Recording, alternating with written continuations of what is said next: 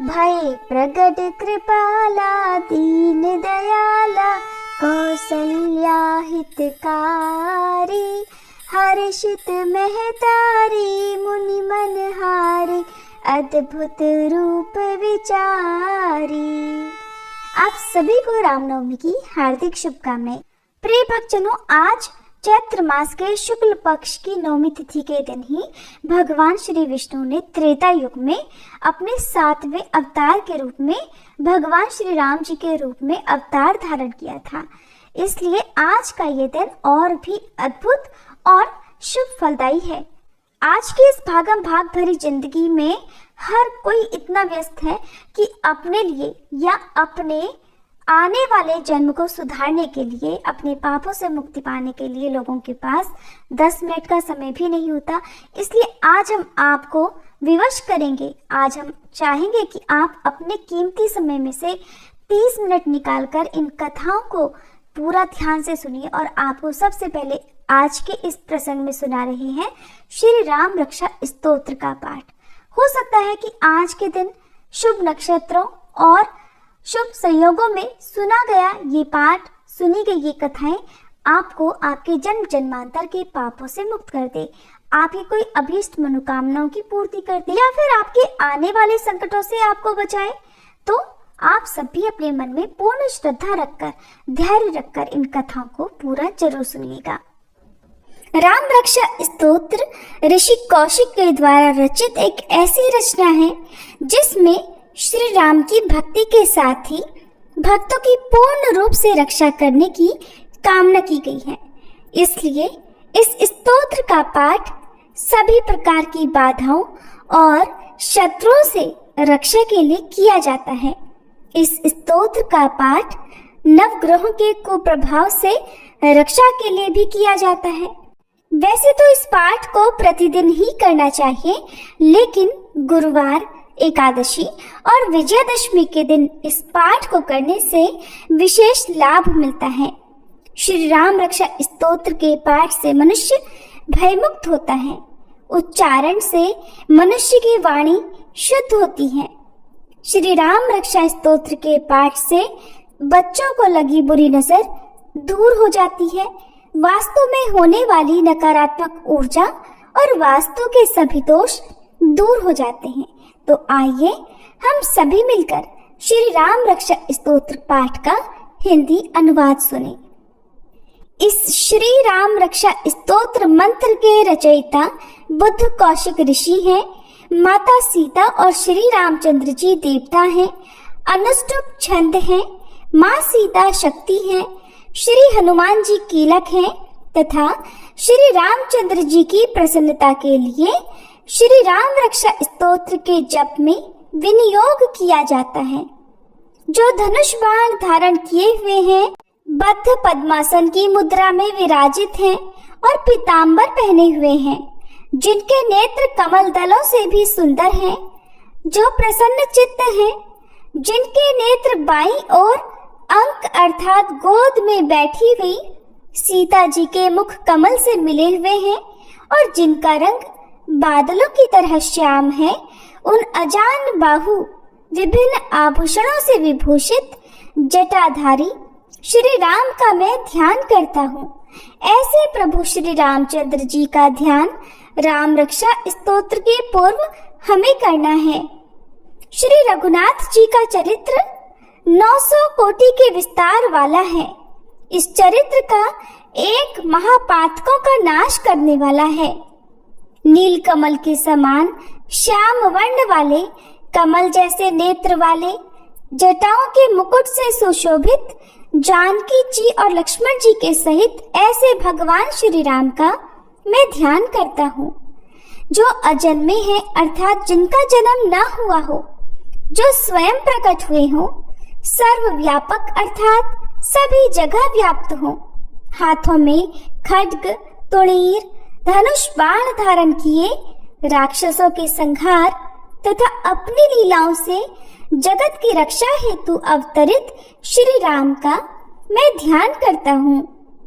मैं सभी कामनाओं की पूर्ति करने वाले और समस्त पापों का नाश करने वाले श्री राम रक्षा स्तोत्र का पाठ करता हूँ।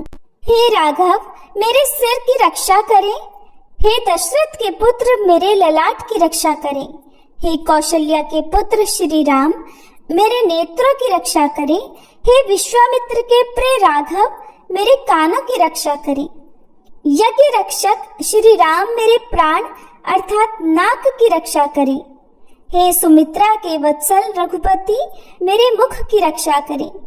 सर्व विद्या को धारण करने वाले श्री राम, मेरी जिह्वा अर्थात वाणी की रक्षा करें। भरत ने जिन्हें वंदन किया है, ऐसे श्री राम मेरे कंठ की रक्षा करें। दिव्य अस्त्र जिनके कंधों पर हैं, ऐसे रघुपति श्री राम मेरे कंधों की रक्षा करें। और जिनने महादेव जी का धनुष तोड़ा, ऐसे भगवान श्री राम मेरी भुजाओं की रक्षा करें। सीतापति श्री राम मेरे हाथों की रक्षा करें। जमदग्नि ऋषि के पुत्र परशुराम को जीतने वाले श्री राम मेरे हृदय की रक्षा करें। खर नामक राक्षस का वध करने वाले प्रभु श्री राम मेरे शरीर के मध्य भाग की रक्षा करें। और जामवंत को आश्रय देने वाले भगवान श्री राम मेरे नाभि की रक्षा करें। सुग्रीव के स्वामी मेरे श्री राम मेरी कमर की रक्षा करें। हनुमान के प्रभु तथा राक्षस कुल का विनाश करने वाले रघुकुल में श्रेष्ठ भगवान श्री राम मेरी हड्डियों की रक्षा करें। सागर पर सेतु बांधने वाले श्री राम मेरे दोनों घुटनों की रक्षा करें। दशानन रावण का वध करने वाले भगवान श्री राम मेरे दोनों जंघाओं की रक्षा करें। विभीषण को ऐश्वर्य और लंका का राज्य प्रदान करने वाले श्री राम मेरे संपूर्ण शरीर की रक्षा करें। शुभ कार्य करने वाला जो भक्त भक्ति और श्रद्धा के साथ श्री राम के बल से संयुक्त होकर इस स्तोत्र का पाठ करता है, वह दीर्घायु, सुखी, पुत्रवान, विजयी और विनयशील हो जाता है। जो जीव पाताल, पृथ्वी और आकाश में विचरते रहते हैं अथवा छद्म वेश में घूमते रहते हैं, वे श्री राम नाम से सुरक्षित मनुष्य को देख भी नहीं पाते। श्री राम भद्र तथा श्री रामचंद्र आदि नामों का स्मरण करने वाला श्री राम का भक्त पापों में लिप्त नहीं होता। इतना ही नहीं, वह अवश्य ही भोग और मोक्ष दोनों को प्राप्त करता है। जो संसार पर विजय करने वाले मंत्र श्री राम नाम से सुरक्षित इस स्तोत्र को कंठस्थ यानी याद कर लेता है, उसे संपूर्ण सिद्धियां प्राप्त हो जाती हैं। जो मनुष्य वज्र पंजर नामक इस श्री राम रक्षा कवच का स्मरण करता है, उसकी आज्ञा का कहीं भी उल्लंघन नहीं होता तथा उसे सदैव विजय और मंगल की ही प्राप्ति होती है। ये कहा गया है कि राम रक्षा स्तोत्र ही राम कवच है। भगवान शंकर ने स्वप्न में इस श्री राम रक्षा स्तोत्र का आदेश बुद्ध कौशिक ऋषि को दिया था। उन्होंने प्रातःकाल जागने पर उसे वैसा ही लिख दिया। प्रभु राम जो कल्प वृक्षों के बाग के समान विश्राम देने वाले हैं, जो समस्त विपत्तियों को दूर करने वाले हैं और जो तीनों लोकों में सुंदर हैं, वही श्री राम हमारे प्रभु हैं। जो युवा, सुंदर, सुकुमार, महाबली और कमल के समान विशाल नेत्रों वाले हैं, मुनियों के समान वस्त्र और काले मृग का चर्म धारण करते हैं, महाबली अर्थात बहुत ही बलवान हैं। इस बल के साथ ही उन्होंने राक्षसों का वध किया था। जो फल और कंद का आहार ग्रहण करते हैं, जो संयमी, तपस्वी और ब्रह्मचारी हैं, वे दशरथ के पुत्र श्री राम, लक्ष्मण दोनों भाई हमारी रक्षा करें।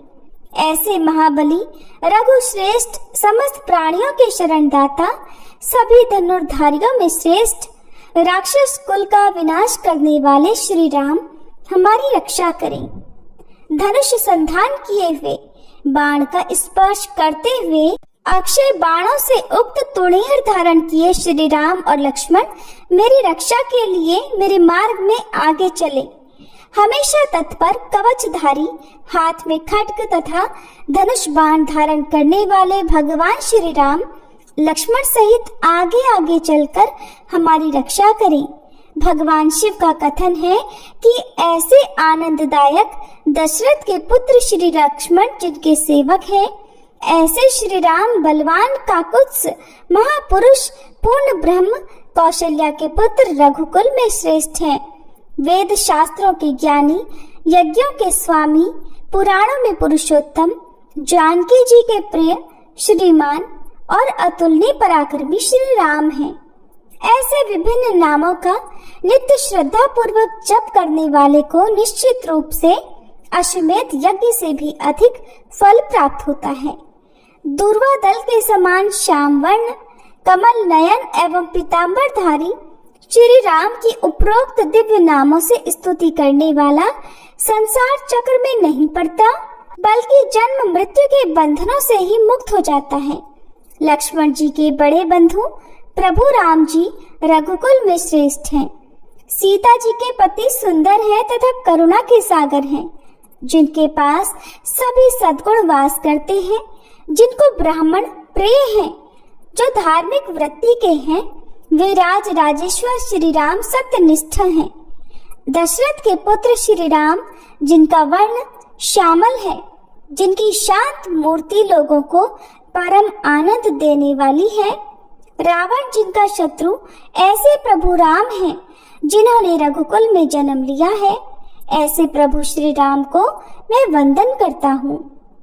श्री राम भद्र, श्री रामचंद्र विधाता स्वरूप श्री रघुनाथ, ऐसे जिनके नाम हैं, उन सीता जी के स्वामी श्री रामचंद्र जी को मैं वंदन करता हूँ। हे रघुनंदन श्री राम, हे भरत के अग्रज अर्थात ज्येष्ठ बंधु भगवान राम, हे रणधीर मर्यादा पुरुषोत्तम श्री राम, आप मुझे शरण दीजिए। मैं एकाग्र मन से श्री रामचंद्र जी के चरणों का स्मरण और वाणी से गुणगान करता हूँ। वाणी द्वारा और पूरी श्रद्धा के साथ भगवान श्री रामचंद्र जी के चरणों में प्रणाम करता हुआ मैं उनके चरणों की शरण लेता हूँ। श्री राम मेरे माता, मेरे पिता, मेरे स्वामी और मेरे सखा हैं। इस प्रकार दयालु श्री राम मेरे सर्वस्व हैं। उनके सिवा मैं दूसरे किसी को नहीं जानता। जिनके दाईं ओर लक्ष्मण जी, बाईं ओर जनक कन्या जानकी जी और सामने हनुमान जी विराजमान हैं, मैं उन्हीं रघुनाथ जी की वंदना करता हूँ। मैं संपूर्ण लोकों में सुंदर तथा रण क्रीड़ा में धीर, कमल नेत्र, रघुवंशी नायक, करुणा की मूर्ति और करुणा के भंडार रूपी श्री राम की शरण में हूँ। जिनकी गति मन के समान और वेग वायु के समान अत्यंत तेज है, जो परम जितेंद्रिय एवं बुद्धिमानों में श्रेष्ठ है, मैं उन पवन नंदन वानर सेना के प्रमुख श्री राम दूत हनुमान जी की भी शरण में जाता हूँ। मैं कविता में डाली पर बैठकर मधुर अक्षरों वाले राम राम के मधुर नाम को गूंजते हुए वाल्मीकि रूपी कोयल की वंदना करता हूँ। मैं इस संसार के प्रिय एवं सुंदर उन भगवान राम को बार बार नमन करता हूँ, जो सभी आपदाओं को दूर करने वाले तथा सुख संपत्ति प्रदान करने वाले हैं। राम राम का जप करने से मनुष्य के सभी कष्ट समाप्त हो जाते हैं। वह समस्त सुख संपत्ति तथा ऐश्वर्य प्राप्त कर लेता है। राम राम की गर्जना से यमदूत सदा भयभीत रहते हैं। राजाओं में श्रेष्ठ श्री राम सदा विजय को प्राप्त करते हैं। मैं सीतापति भगवान श्री राम का भजन करता हूँ। संपूर्ण राक्षस सेना का नाश करने वाले श्री राम को मैं नमस्कार करता हूँ। श्री राम के समान अन्य कोई आश्रयदाता नहीं। मैं उन शरणागत वत्सल का दास हूँ। मैं सदाशिव श्री राम में ही लीन रहूं। हे श्री राम, आप मेरा उद्धार करो। यहाँ शिवजी माता पार्वती जी से कह रहे हैं, हे सुमुखी, राम नाम विष्णु सहस्त्र नाम के ही समान है। मैं सदा राम का स्तवन करता हूँ और राम नाम में ही रमण करता हूँ। श्री राम रक्षा स्तोत्र के पाठ से मनुष्य के सारे काम स्वतः सिद्ध हो जाते हैं। इससे मनुष्य के पूर्वकृत पाप नष्ट हो जाते हैं। इसके उत्पत्ति के बारे में कहा जाता है कि स्वयं महादेव ने इसका सबसे पहले पाठ किया था। भगवान शंकर ने बुद्ध कौशिक नामक ऋषि के स्वप्न में आकर यह स्तोत्र सुनाया था, जिसके बाद ऋषि ने प्रातःकाल उठकर इसे लिख दिया था। श्री राम रक्षा स्तोत्र के पाठ से मंगल का कुप्रभाव समाप्त हो जाता है और इस स्तोत्र के पाठ से प्रभु श्री राम के साथ पवन पुत्र हनुमान जी भी प्रसन्न हो जाते हैं। श्री राम रक्षा स्तोत्र पाठ संपूर्ण हुआ। सभी प्रेम से बोलिए सियापति श्री रामचंद्र जी की जय, पवन सुत हनुमान जी की जय। जगत के पालन करता श्री विष्णु भगवान ने अपने 7वें अवतार मर्यादा पुरुषोत्तम श्री रामचंद्र जी के रूप में अनेकों अविश्वसनीय और अद्भुत लीलाएं रची और अंत में प्रभु ने त्रिलोक विजेता अहंकारी रावण का संहार कर बुराई पर अच्छाई की महाविजय प्राप्त की। भगवान श्री राम जी के जन्म दिवस को ही चैत्र मास के शुक्ल पक्ष की नवमी तिथि के दिन हर साल रामनवमी के रूप में बहुत उत्साह के साथ मनाया जाता है। पौराणिक कथा के अनुसार अयोध्या के महाराज दशरथ को पुत्र रत्न की प्राप्ति नहीं हो रही थी। ऐसे में महाराज दशरथ ने अपने गुरु महर्षि वशिष्ठ के निर्देशों का पालन करते हुए एक महायज्ञ आयोजित किया। महाराज दशरथ ने इस यज्ञ में सभी यशस्वी ऋषि मुनियों को आमंत्रित किया। जिस दिन यज्ञ का शुभारंभ होना था, उस दिन गुरु वशिष्ठ के साथ महाराज दशरथ के मित्र अंग प्रदेश के अधिपति रिंग ऋषि और अन्य आगंतुक भी यज्ञ मंडप में आए। यज्ञ के समापन के बाद महाराज दशरथ ने सभी ऋषियों और पंडितों को दक्षिणा स्वरूप धन धान्य का दान कर सम्मान पूर्वक विदा किया। यज्ञ से प्राप्त प्रसाद लेकर राजा दशरथ पुनः अपने महल में लौट आए और वह प्रसाद उन्होंने अपनी तीनों रानियों के बीच वितरित किया। इसके बाद यज्ञ के पुण्य फल से तीनों रानियों ने गर्भ धारण किया। सबसे पहले माता कौशल्या ने एक पुत्र को जन्म दिया। रानी कौशल्या के द्वारा जन्मे उस बालक के चेहरे पर करोड़ों सूर्यों के समान आभा थी और उस बालक का व्यक्तित्व अत्यंत ही आकर्षक था। अनुपम छवि वाले उस बालक को जो कोई भी देखता मंत्रमुग्ध हो जाता। चैत्र माह के शुक्ल पक्ष की नवमी तिथि को जन्मा ये बालक और कोई नहीं बल्कि सृष्टि के महानायक श्री विष्णु के सप्तम अवतार भगवान श्री राम का ही बाल रूप था। माता कौशल्या के बाद अन्य दो रानियों यानी माता कैकेयी और माता सुमित्रा ने भी शुभ नक्षत्रों में पुत्रों को जन्म दिया। माता कैकेयी के एक पुत्र यानी भरत हुए और माता सुमित्रा के दो पुत्र लक्ष्मण और शत्रुघ्न जी हुए। अयोध्या के नन्हे राजकुमारों के जन्म का शुभ समाचार पाते ही पूरी अयोध्या नगरी में खुशियों और उत्साह की लहर दौड़ गई। गीत संगीत जैसे समारोहों से राजा दशरथ के चारों पुत्रों का स्वागत करते हुए उनका जन्म दिवस मनाया गया। वहीं देवताओं ने भी इस उत्सव में भाग लेते हुए इन नन्हे राजकुमारों को नमन किया और आकाश से अनगिनत पुष्पों की वर्षा कर उनका स्वागत करते हुए अपनी प्रसन्नता जताई।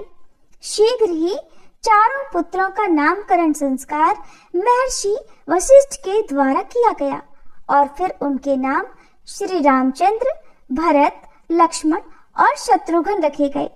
महादेव भगवान श्री राम को अपना आराध्य मानते थे और जब भगवान शिव को पता चला कि श्री राम अवतार हो चुका है, तब वे प्रभु श्री राम के बाल रूप के दर्शन करने के लिए काकभूषुंड जी के साथ मनुष्य का रूप धारण करके अयोध्या आते हैं। जिस समय भगवान राम जी का जन्म हुआ तो चारों ओर उत्सव मनाया जा रहा था। भगवान शिव भी भगवान श्री राम के बाल रूप का दर्शन करने के लिए गए थे। वही कथा इस समय भगवान शिव देवी पार्वती जी को सुना रहे हैं। भगवान शिव देवी पार्वती से कहते हैं, हे पार्वती, जिस समय भगवान का अवतरण हुआ था उस समय मुझसे रहा नहीं गया। मैं अपने मन को रोक ही नहीं पाया और तुरंत अवधपुरी पहुंच गया। मेरी चोरी ये थी कि मैंने आपको नहीं बताया। भगवान ये कहना चाहते हैं कि जब भगवान का बुलावा आए तो किसी का इंतजार मत करना। और उन्होंने एक मनुष्य का रूप धारण कर लिया।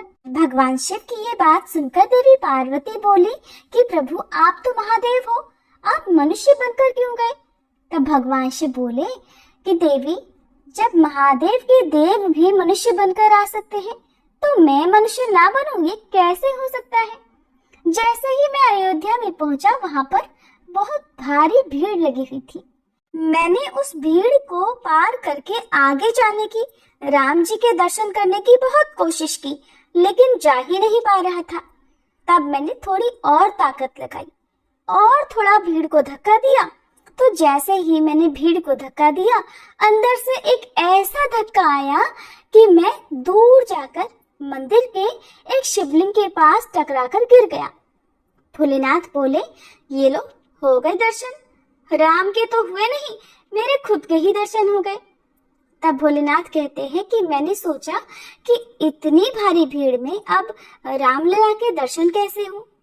तब भोलेनाथ को याद आया कि मेरा एक चेला है, वो दिखाई नहीं दे रहा, और वो चेला है काकभूषुंडी जी महाराज।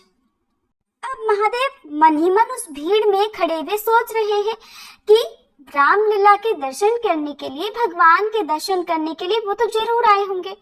जैसे ही भोलेनाथ ने उन्हें याद किया तो काकभूषुंडी जी तुरंत वहां पहुंच गए, क्योंकि कौवे के रूप में है। भोलेनाथ से कहते हैं, महादेव बताइए कैसे बताया, जल्दी बताइए। भोलेनाथ बोले, जल्दी बताओ, लेकिन क्यों, तुम्हें कहाँ जाना है भाई? काकभूषुंडी जी बोले, प्रभु आपके पीछे महा उत्सव छोड़कर आया हूँ। तब भगवान शिव बोले कि तुम थे कहाँ? तब उन्होंने कहा कि प्रभु मैं तो अंदर ही था। दशरथ जी खूब आनंद लुटा रहे हैं, बड़ा आनंद हो रहा है। भगवान शिव ने सुना तो बोले, अच्छा है, मनुष्य को तो भीड़ के कारण रोक सकते हैं, लेकिन कौवे को कौन रोकेगा? वहाँ तो चेला दर्शन करके आनंद ले रहे हैं और गुरु यहाँ बैठे हुए हैं। भोलेनाथ कहते हैं, अच्छा चेला जी, कोई उपाय बताइए, हमें भी तो रामलला के दर्शन करवाइए। तब काकभूषुंडी जी बोले, प्रभु चलिए कोई उपाय सोचते हैं। अब काकभूषुंडी ने भी मानव रूप धारण कर लिया, बहुत बार प्रयास किया दोनों ने अंदर जाने का, लेकिन किसी ने भी उन्हें अंदर नहीं जाने दिया। अब जब बहुत समय हो गया तो भगवान राम ने भी रोना शुरू कर दिया। उनके मन में भी भोले बाबा के दर्शन करने की तड़प जो जाग गई थी। अब महल के अंदर पालने में लेटे हुए रामलला भोले बाबा के दर्शन के लिए तड़प तड़प कर रो रहे हैं, और उधर बाहर भीड़ में खड़े हुए बाबा भी बेचैन हैं।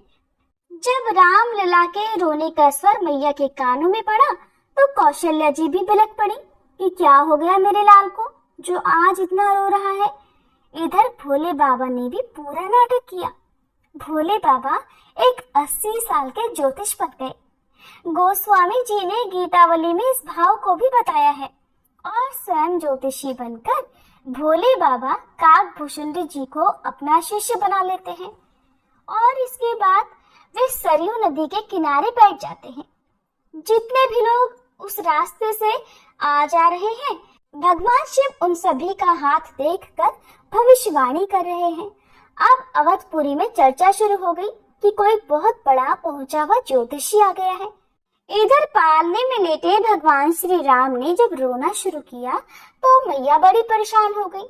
गुरु वशिष्ठ जी को खबर की गई, लेकिन वशिष्ठ जी व्यस्त थे। इतने में एक सेवक आकर कहने लगा कि मैया मुझे खबर मिली है कि एक बहुत बड़ा ज्योतिषी अवधपुरी में आया हुआ है, अगर आपकी आज्ञा हो तो उसे बुला लाओ। माँ तो परेशान थी, उन्होंने कहा कि जाओ और जल्दी बुला कर लाओ, बस मेरे लाल का रोना बंद हो जाए, क्योंकि मैया रामलला को छुपा छुपा कर परेशान थी, लेकिन वो थे कि रोना बंद ही नहीं कर रहे थे। अब सेवक दौड़े दौड़े गए। भोले बाबा सरयू नदी के किनारे बैठे हुए थे। सेवकों ने कहा कि प्रभु आप ही वो ज्योतिषी हैं जिसकी चर्चा हर जगह फैली हुई है। तो भोले बाबा बोले, तुम लोग कहाँ से आए हो? सेवक बोले कि महाराज हम तो राजभवन से आए हैं। इतना सुनना था कि भोलेनाथ का तो रोम रोम पुलकित हो गया। समझ गए कि मेरे राम ने ही इन्हें भिजवाया है। भगवान शिव बोले, अच्छा बताओ मुझे क्या करना है। सेवक बोले कि महाराज जल्दी चलिए, सुबह से लाला आज बहुत रो रहे हैं और रानी ने आपको बहुत जल्दी बुलाया है। भोलेनाथ तो मन ही मन झूम उठे। जैसे ही चलने लगे, काकभूषुंडी जी ने उनका कुर्ता पकड़ लिया और कहने लगे, महाराज मैं भी तो आपके साथ में हूँ, मुझे भी साथ लेकर चलिए। भोलेनाथ बोले कि तुमने तो दर्शन कर लिए, आप तुम जाकर क्या करोगे।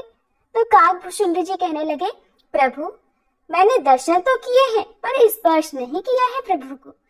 अगर आप प्रभु को स्पर्श भी करवा दोगे तो ठीक है, नहीं तो अभी आपकी पोल खोल देता हूँ। सुनते ही भगवान बोले कि ठीक है, आपको भी दर्शन करवा देते हैं, लेकिन आप मेरी पोल मत खोलना। और जब दोनों राजभवन पर पहुंचे तो पहरेदारों ने द्वार पर ही रोक लिया। हाँ भैया, कौन हो और कहाँ जा रहे हो। सेवक बोले, इन्हें रानी ने बुलाया है, ये ज्योतिषी है, इन्हें अंदर जाने दो। अब भोले बाबा बड़ी खुशी के साथ राजभवन में अंदर प्रवेश करने लगे। वो समय आ गया है जब भगवान श्री राम के बाल रूप के दर्शन होंगे। सेवकों ने ज्योतिषी महाराज को तो अंदर जाने दिया, लेकिन काकभूषुंडी जी को रोक लिया। पहरेदार बोले, ठीक है, ये तो ज्योतिषी है इसलिए अंदर जा रहे हैं, लेकिन साथ में ये कौन है जो अंदर चला जा रहा है। अब बताओ भला इनके अंदर जाने का क्या काम है। दशरथ जी का आदेश है कि किसी अनजान व्यक्ति को अंदर नहीं आने देना है। भोले बाबा मुस्कुराकर अंदर जाने लगे। तभी काकभूषुंडी जी बोले, प्रभु मुझे भी साथ लेकर जाओ, नहीं तो पोल खोलता हूँ अभी। भोले बाबा ने सुना तो कहने लगे, ठीक है मैं कुछ करता हूँ। भोले बाबा कहने लगे कि भैया बात ऐसी है, मैं 80 साल का वृद्ध हो गया हूँ, ज्योतिषी तो करता हूँ लेकिन मुझे आंखों से कुछ कम दिखाई देता है। ये मेरे चेला है और इनके बिना मेरा काम नहीं चलेगा। तब मैया बोली कि महाराज अब आपको जो भी झाड़ फूंक करना है जल्दी कीजिए। भोलेनाथ बोले कि मैया इतनी दूर से कुछ नहीं होगा, ना तो तुम अपने लल्ला का मुंह दिखा रही हो, ना ही स्पर्श करवा रही हो। बिना मुंह देखे या बिना स्पर्श करे मैं कुछ नहीं कर सकता हूँ। भोलेनाथ को तो बहाना चाहिए था अपने प्रभु के चरण स्पर्श करने का, उनके दिव्य मुख के दर्शन करने का। तो कहने लगे, मुझे तो इनका एक एक अंग देखना पड़ेगा कि जल कहाँ लगी है, नाक को लगी है या आंख को लगी है। मैया बोली कि दूर से कुछ नहीं होगा। भोलेनाथ बोले, हाँ मैया दूर से तो कुछ भी नहीं होगा। अब मैया ने अपनी साड़ी का पल्लू उठाया और उनकी गोद में जो राम लला अब तक रो रहे थे, भगवान शिव को देखकर खिलखिलाकर मुस्कुराने लगे। मैया बोली, महाराज आप तो कमाल के ब्राह्मण हो, आपने तो सिर्फ लाला को देखा ही है और लाला का रोना बंद कर दिया। तब भगवान शिव ज्योतिषी रूप में बोले कि मैया अभी तो बस नजर पड़ी है और रोना बंद हो गया है। अगर तुम अपने लल्ला को मेरी गोदी में दे दोगी तो हमेशा के लिए आनंद ही आनंद आ जाएगा। सुनते ही मैया जी ने तुरंत ही राम लल्ला को भोलेनाथ की गोदी में दे दिया। जैसे ही भगवान शिव की गोदी में आए, मानो साक्षात शिव जी और श्री राम का मिलन हो गया हो। भगवान शिव की आंखों में से प्रेम के आंसू बहने लगे। अब तक जिस बाल छवि का वे मन में दर्शन करते थे, आज साक्षात दर्शन कर लिए। भोलेनाथ उनके कभी हाथ पकड़ते हैं तो कभी गाल छूते हैं, कभी राम लला के माथा सहलाते हैं। भगवान राम भी टुकुर टुकुर अपनी आंखों से शिव जी को निहार रहे हैं।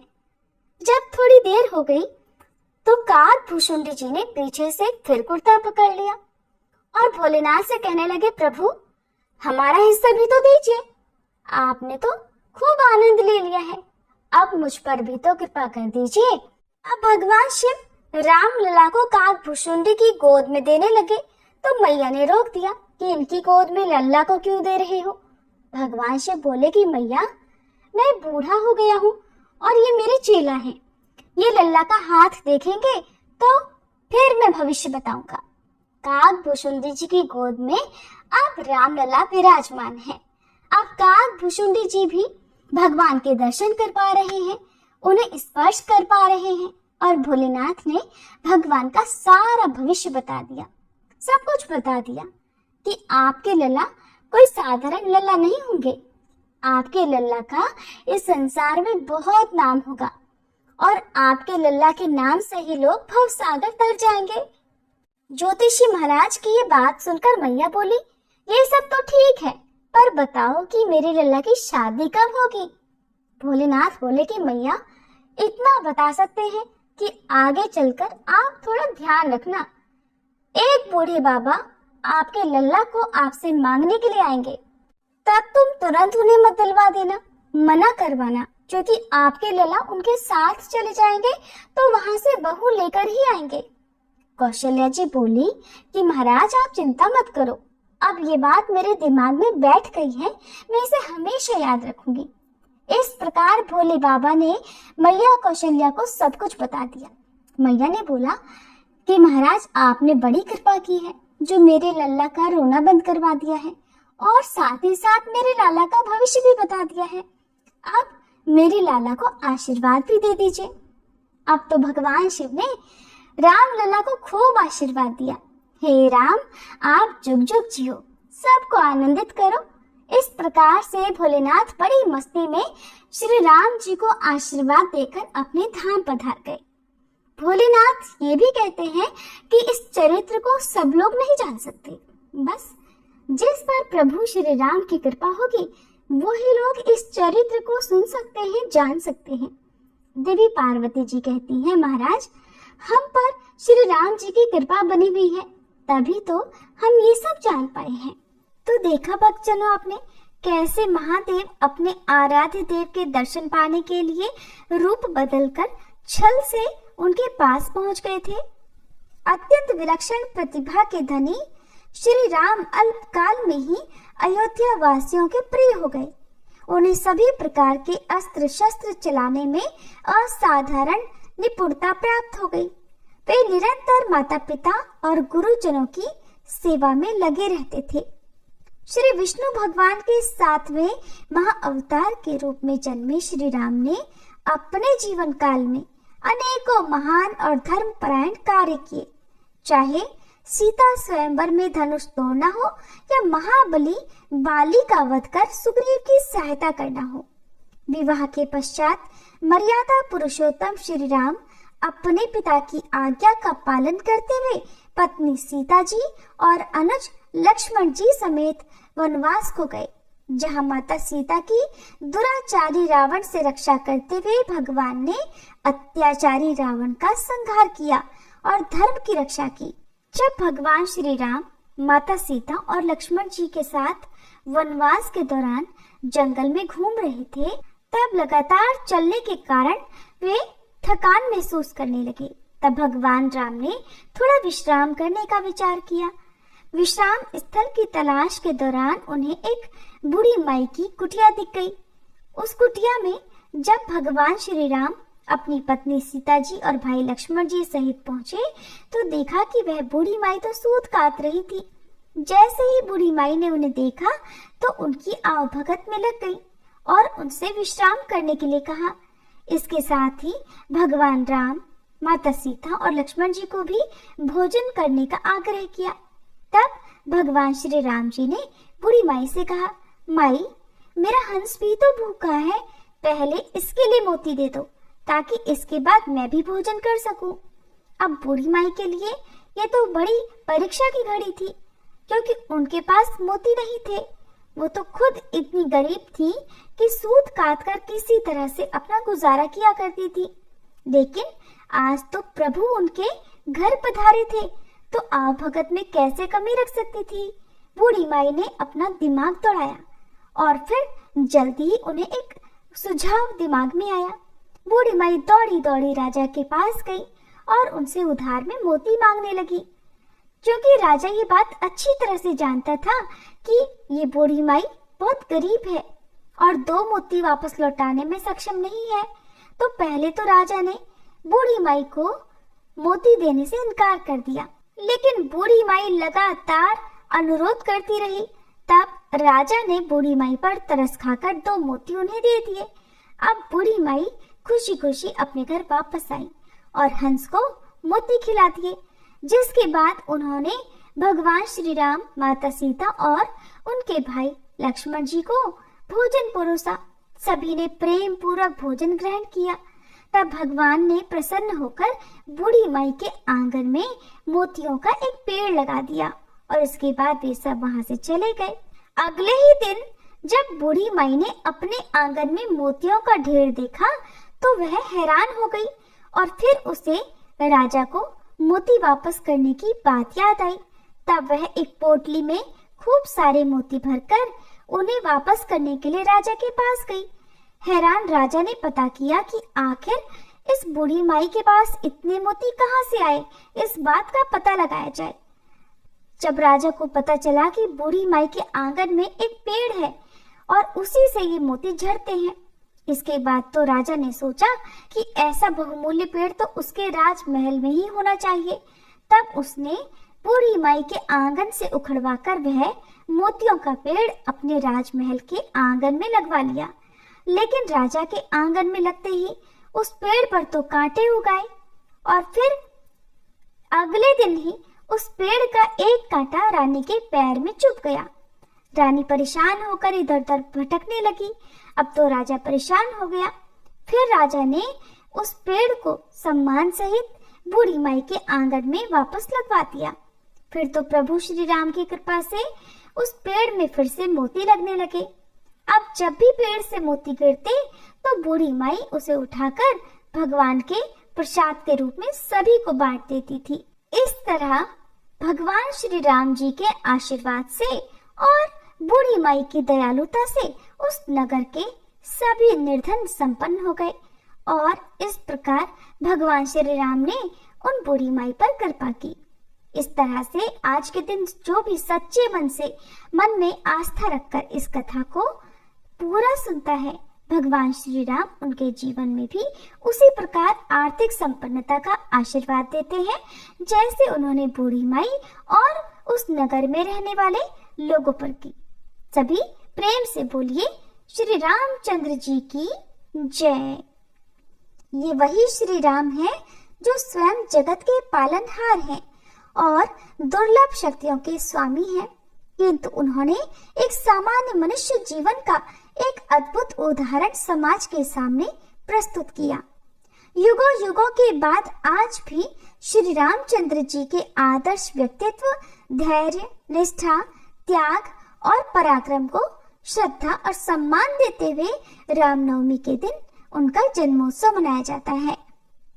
और आज भी भगवान श्री राम के भक्त अनन्य आस्था के साथ अपने आराध्य श्री राम जी का अवतरण दिवस मनाते हैं।